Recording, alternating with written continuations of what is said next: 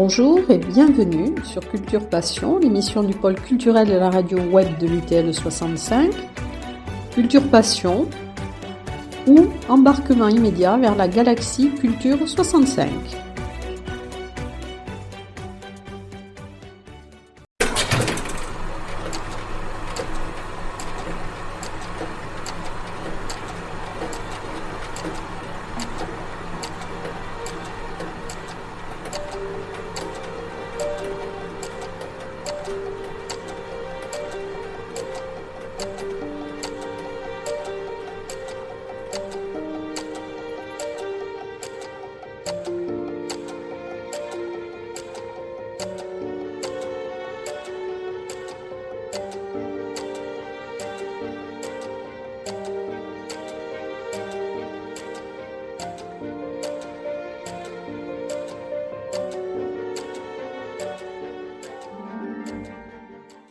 Alors bonjour Benoît Solès.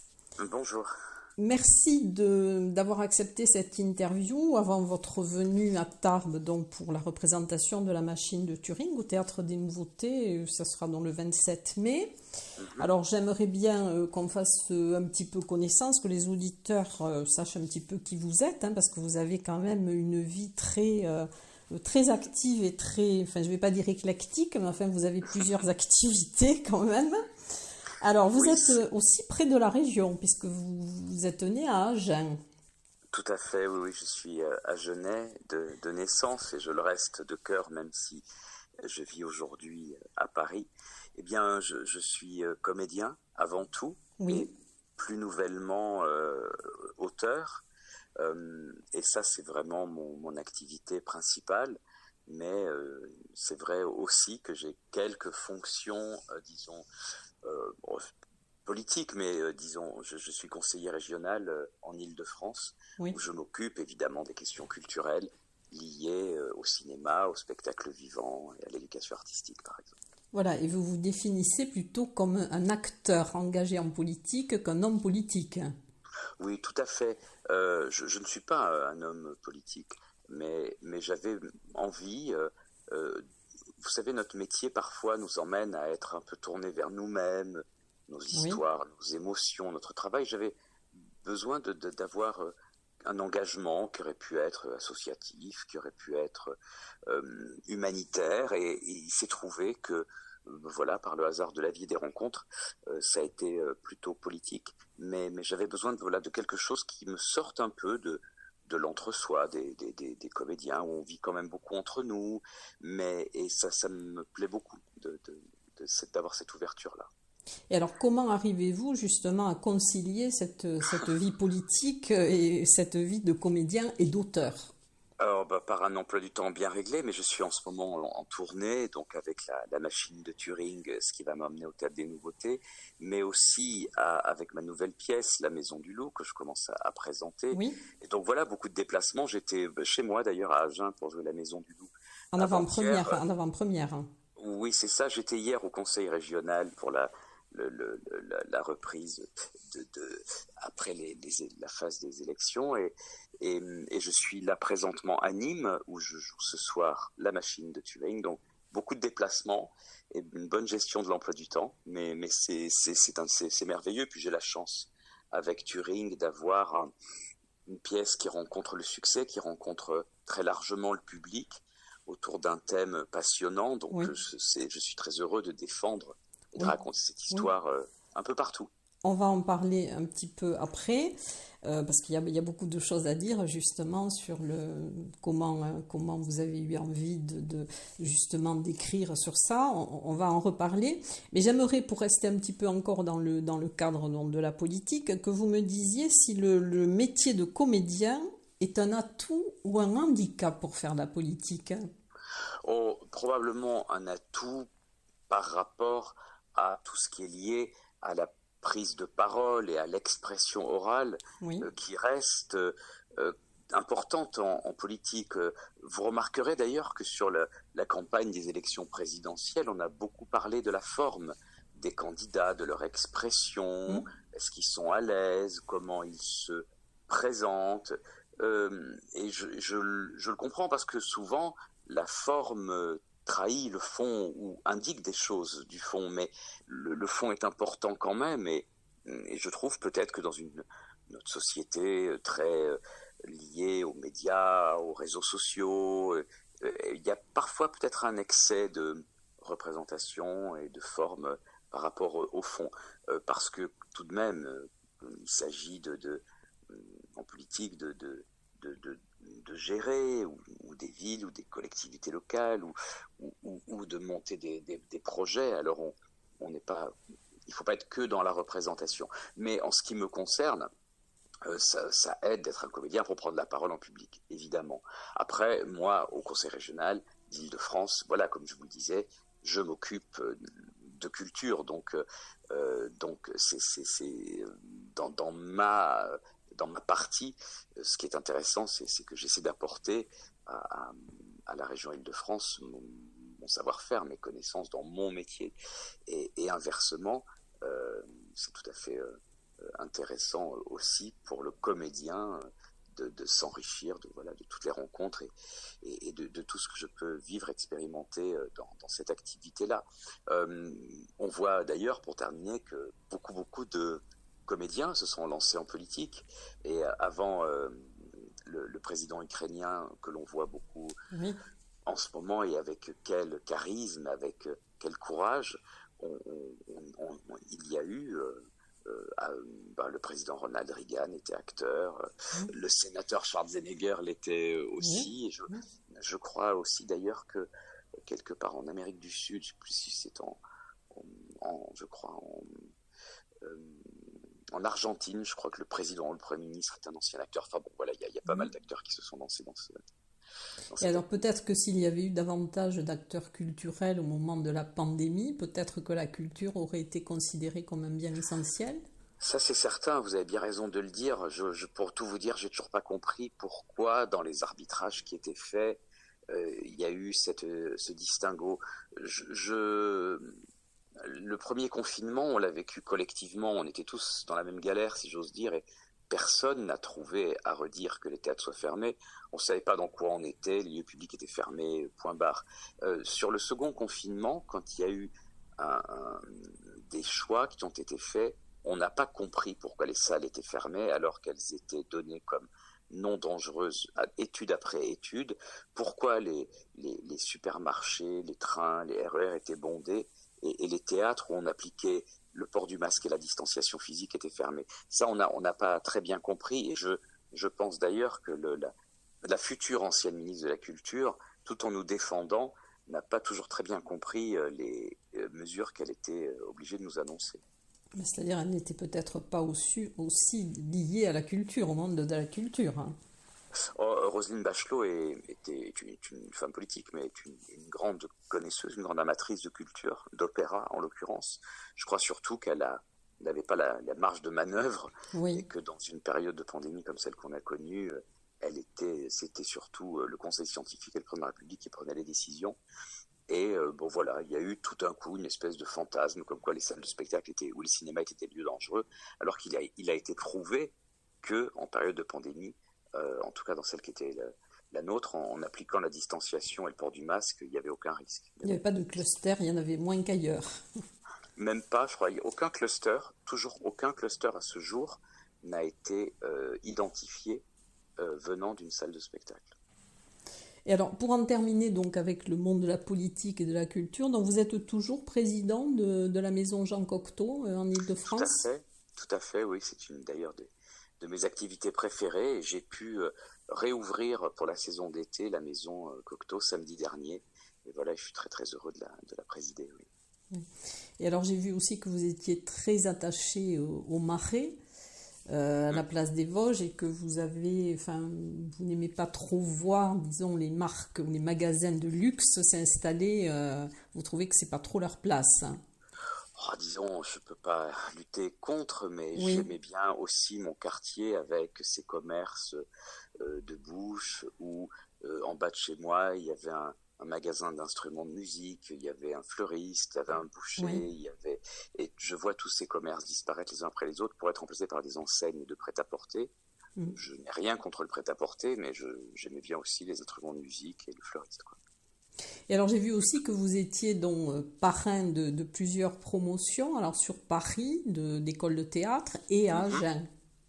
C'est vrai, je suis le parrain d'une promotion de l'école de théâtre d'Aquitaine, qui malheureusement est en la tourmente en ce moment, parce qu'elle a perdu pas mal de crédits, de subventions, donc on est en train de voir comment on va pouvoir peut-être essayer de sauver ce lieu. Et je suis aussi le parrain de l'école de l'artistique théâtre à Paris. Et voilà, je trouve que c'est bien normal au moment où ma carrière, s'est un peu installée et a été un peu reconnue, mon travail a été un peu reconnu par mes pairs. Je trouve que c'est normal et puis ça me passionne de me tourner vers la jeunesse et d'essayer un peu de leur transmettre ce que j'ai un peu appris à travers les années de pratique de mon métier. Alors peut-être que le point commun entre vos deux activités principales, c'est peut-être aussi une perpétuelle remise en question. Ah, tout à fait. Je trouve que c'est capital de se remettre en question, que ce soit à travers une autre activité, à travers le fait de faire du théâtre, où on se remet en question tous les soirs sur scène devant le public, ou même au contact de la jeunesse pour ne pas s'enfermer dans des certitudes ou de l'académisme. Oui, ça fait partie de une de mes marques de fabrique, c'est vraiment ça, de chercher surtout pas à s'installer ou à penser savoir, avoir des certitudes. Je me méfie beaucoup de ça. Et au contact des jeunes, notamment, on est amené à se reposer des questions, et ça, c'est très intéressant. Oui, c'est l'importance aussi du regard neuf et peut-être de la Mhm. fraîcheur. Ouais, tout à fait. Voilà.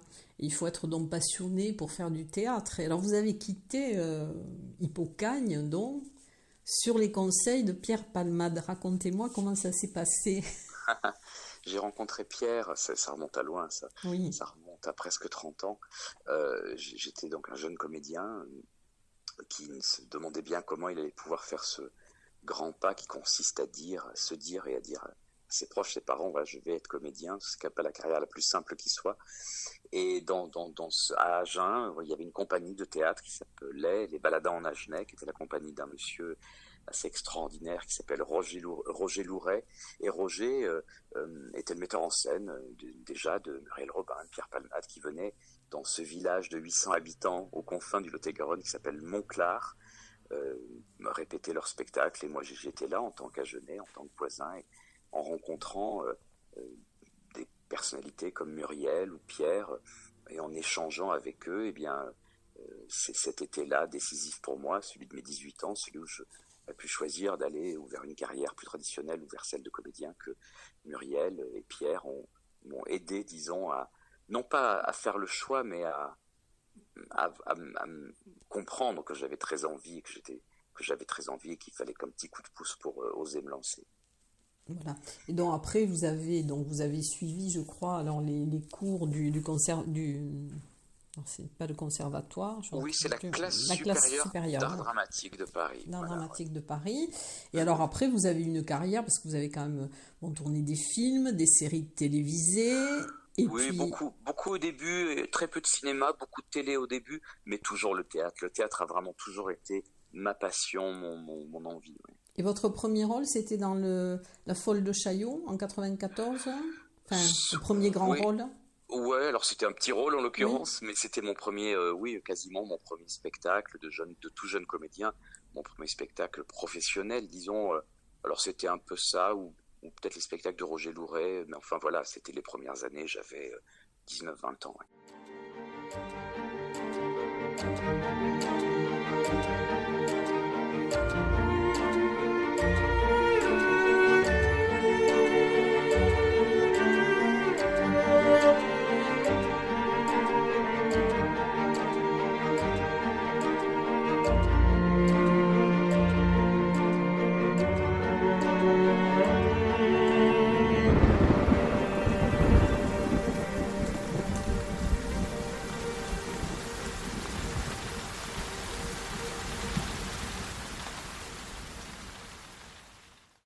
Alors vous avez joué, oui, beaucoup de grands auteurs, hein, Giraudoux, Maupassant, Shakespeare, Mhm. Molière, Jean Genet. Et alors, dans les rôles que vous avez interprétés, alors là, il y a celui que vous avez écrit sur Tennessee Williams, mais je crois qu'un des Mhm. rôles qui vous a marqué, c'est Cyrano de Bergerac. Oui, c'est pas surprenant, peut-être une des plus grandes pièces françaises. et peut-être un des plus grands rôles qui soit. C'est un rôle que je ne m'attendais pas à jouer. On aurait pu penser que c'était pas exactement mon emploi, et pourtant le metteur en scène Henri Lazzarini me l'a confié au Théâtre 14 à Paris. Ça a été pour moi un grand défi, évidemment, et puis aussi un très très grand bonheur de, de jouer ce rôle si complexe et si beau, où il faut un peu toucher à tous les registres, Oui. la comédie, la tragédie. Il est à la fois merveilleux et plein de failles. Il est fort et fragile. Il est à la fois séduisant, charmant, et puis en même temps est affligé de ce nez, de cette laideur. C'est un très très grand personnage qui touche beaucoup à l'humain et au panache et à de très belles choses. J'ai eu un immense bonheur à le jouer. Je me suis dit après, mon Dieu, qu'est-ce que je peux faire de mieux, de plus beau que ce rôle-là? Et Dieu merci, j'ai rencontré le personnage d'Alan Turing qui, toute différence étant, parce qu'il est extrêmement différent, alors il a existé, mais c'est un personnage qui a au moins la même complexité, quoi, je dirais, que Cyrano. Oui. Et alors, comme auteur, donc la première pièce, à quel moment avez-vous décidé d'être auteur? Je l'ai pas décidé, c'est venu un peu comme ça. J'avais, j'ai toujours bien aimé la littérature, l'écriture, mais j'avais jamais rien écrit.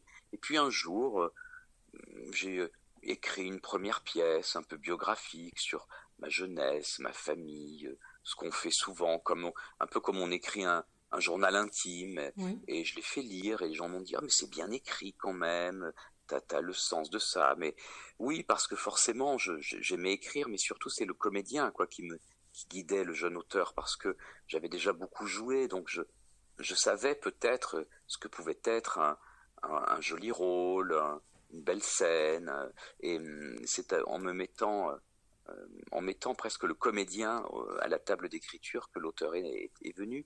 Et puis j'ai écrit une seconde pièce, toujours un peu personnelle et biographique, que j'ai montré à des metteurs en scène qui ont voulu les monter d'ailleurs, et puis ça s'est pas fait. Et puis j'ai continué avec cette pièce sur Tennessee Williams, et celle-ci s'est montée. Et c'était peut-être la préface, la préfiguration Le de la prélude. machine de Ouais. Turing. Voilà le prélude de la machine de Turing. Et là, c'est vrai qu'avec cette pièce-là, il y a quelque chose d'assez incroyable qui s'est Oui, on déclenché et va. qui a un peu Ouais. changé ma vie. Ouais. On va en parler. Alors, je crois, en travaillant sur l'écriture de la métamorphose des amants, Hum. que vous êtes intéressé à la symbolique de la pomme. Ouais. La métamorphose des amants, c'est une de ces pièces que je qualifie de biographiques et Oui, qui ne s'est jamais oui, montée. Mais voilà, pour des raisons compliquées, la symbolique de la pomme, la métamorphose des amants, à un moment, on me parlait d'un tableau dans lequel il y avait le une pomme. tableau Bon, d'André bref, Masson, oui. exactement. Et donc, j'ai voulu, euh, j'ai tapé sur Internet comme ça, symbolique de la pomme, tout comme on fait une recherche, comme on fait souvent plusieurs fois par jour d'ailleurs, en cherchant une information. Et puis, la symbolique de la pomme, ça m'a mené vers Adam et Ève, Newton, que sais-je. Et puis, bah, il y avait aussi une sous-section qui évoquait le logo d'Apple, de la Oui, firme, de la marque informatique, et qui renvoyait vers un certain Alan Turing. oui. Je ne connaissais pas ce nom, je l'avais jamais entendu. On est en 2008-2009, on ne parlait pas de lui, il n'y avait pas eu de film sur lui. Et donc j'ai cliqué, et puis en quelques lignes, j'ai entendu parler de ce personnage extraordinaire, mathématicien, anglais, concepteur de l'informatique, théoricien de l'informatique, et qui a été enrôlé pendant la Seconde Guerre mondiale pour craquer le code secret des nazis, Oui, cette fameuse l'Enigma, mâcheuse Enigma, voilà, qui permettait aux nazis d'encoder des messages secrets pour échanger la position de leurs sous-marins et couler les navires de ravitaillement américains qui ravitaillaient la Grande-Bretagne. Et puis aussi, en quelques lignes, la page internet évoquait son destin tragique lié à un suicide suite à une condamnation pour homosexualité. oui. Alors je trouvais qu'il y avait quand même là, chez cet inconnu, ce qu'il était à l'époque, un destin extraordinaire, d'inventer l'informatique, de sauver le monde en craquant le code secret des nazis et en nous permettant de gagner la Seconde Guerre mondiale, et puis d'être condamné pour homosexualité, de se suicider. Je me dis, là, quel destin! quel destin. Donc j'ai voulu en savoir plus, et très rapidement, mais même presque dès la lecture de ces articles internet, j'ai eu l'instinct, la conviction que c'était un personnage idéal pour une pièce de théâtre, que je pourrais l'interpréter, et qu'il y avait une urgence à contribuer à sa réhabilitation. Oui, et vous avez voulu justement l'interpréter différemment dans Imitation Game. Vous avez voulu donner un côté plus humain au personnage. C'est vrai que d'abord, cette idée de pièce était antérieure à Imitation Game, mais bon, Oui, les années ont passé. J'étais en train de jouer Cyrano, enfin, je me préparais Cyrano. Ça, bon, il s'est passé plein de choses et j'ai un peu laissé tomber. Et puis un jour, en voyant le film, en travaillant sur la pièce, plutôt, j'ai appris qu'un film allait se faire. Alors je me suis dit, bon, bah voilà, il va y avoir un grand film sur Turing, c'est pas étonnant, c'est normal, ça devait arriver, donc mon projet de pièce n'a plus d'intérêt. Et j'ai laissé tomber, et puis 2-3 ans après, je suis allé voir ce fameux film, que j'ai trouvé d'ailleurs fort bon, et en même temps, j'ai été étonné peut-être de voir le traitement du personnage. Je l'ai trouvé que d'abord le côté gay, homosexuel, manifestement dérangeait encore un peu, et puis surtout que le personnage avait été très lissé. Euh, Tout ce qui était subversif chez Turing avait été un peu enlevé du film. Son bégaiement, son espèce d'autisme Asperger, son côté même un peu étrange, décalé, son rire absurde, les jeux de mots souvent un peu étranges, et tout ça avait été devenu, même tout ce que les gens qui l'ont connu décrivaient, un garçon très très mal fagoté, à la limite sale, et on voit dans le film une espèce de dandy un peu froid, alors que Turing était connu pour être extrêmement extraverti, tout en étant autiste. Enfin, bon, bref, j'étais étonné de tout ça, et je me suis dit, au fond, peut-être que le théâtre aura plus de liberté de ton, et que ce sont les contraintes et les conventions du cinéma hollywoodien qui les ont emmenés à lisser le oui, personnage de la oui. sorte. Alors, j'ai voulu, tiens, je me suis dit, ça vaut la peine de faire ma pièce quand même, en montrant le personnage. Oh, j'oserais pas dire tel qu'il était vraiment, mais au moins tel que je le vois, moi, d'après tout ce que j'ai lu, et puis aussi tout ce que j'avais envie peut-être de jouer, tout ce que je ressentais, quoi, tout simplement. Et ce qui est extraordinaire, enfin extraordinaire et tragique, c'est sa fin avec une pomme qui était imprégnée de cyanure. C'est ça, la légende de Turing est aussi, au-delà de tout ce qu'il a fait et inventé, est très liée à cette mort. Il adorait le personnage de Blanche-Neige, ce qui montre bien d'ailleurs son côté grand gamin. Il est allé voir le film à sa sortie, et il est allé le revoir au moins 5 fois, et il adorait, il avait été très frappé par cette scène de la sorcière qui trempe la pomme dans le chaudron pour l'empoisonner et donner la mort à Blanche-Neige. Et curieusement, sans que le lien puisse être totalement avéré, ça reste un mystère, Oui, ce qui est certain, c'est que Turing s'est suicidé en trempant une pomme dans du cyanure et en la croquant. L'autopsie le confirme, il y avait une pomme empreinte de cyanure posée sur sa table de nuit, et son autopsie a confirmé qu'il était mort de l'ingestion de cette substance. Alors, est-ce que c'était un clin d'œil à Blanche-Neige? Est-ce que ça voulait dire qu'il avait envie lui aussi qu'il cherchait son prince charmant? Enfin, toutes ces interprétations romantiques qu'on peut faire de son geste. Sa mère disait que c'était peut-être un geste tout simplement accidentel.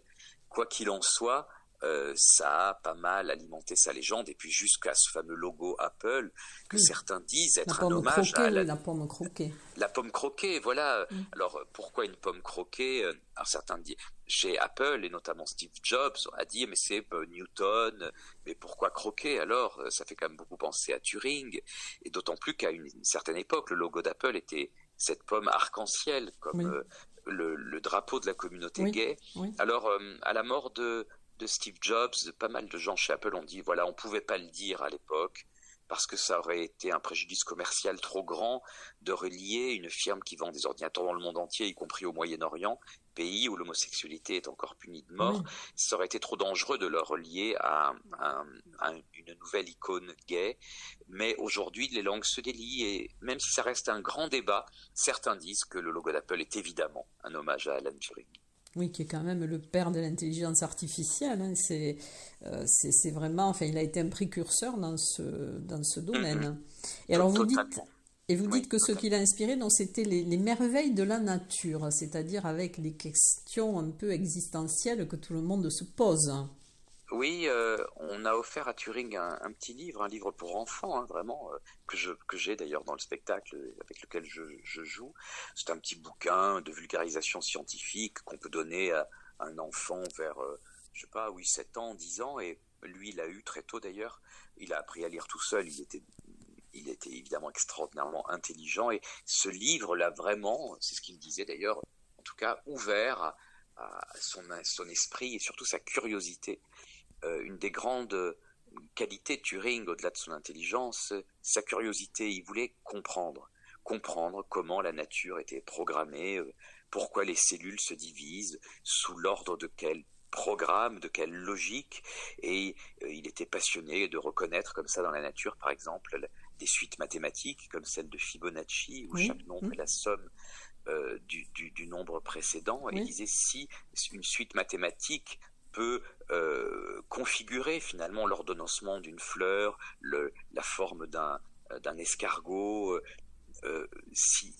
Alors ça veut dire qu'il y a une logique, et s'il y a une logique, c'est qu'il y a une pensée, et s'il y a une pensée, c'est qu'il y a un penseur, et donc à travers ces recherches scientifiques, il posait des questions au fond extrêmement existentielles, et c'était un mathématicien qui recherchait Dieu, comme beaucoup de mathématiciens d'ailleurs, à un très haut niveau de mathématiques, on arrive à des questions voilà, existentielles, donc ça c'est assez passionnant, et la pièce aborde aussi ce thème-là, et les gens repartent tout plein de ces questions, et quand on discute avec le public à la fin de la pièce, qui est devenue une tradition d'ailleurs, les gens sont passionnés par ces questions que Turing nous pose, parce que nous les posons nous-mêmes.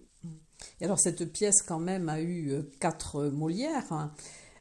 Vous avez eu donc celui de l'auteur et du comédien, il y a eu Ouais, celui de la mise en scène, et ouais. le quatrième Molière, donc c'était Meilleur le spectacle. meilleur spectacle.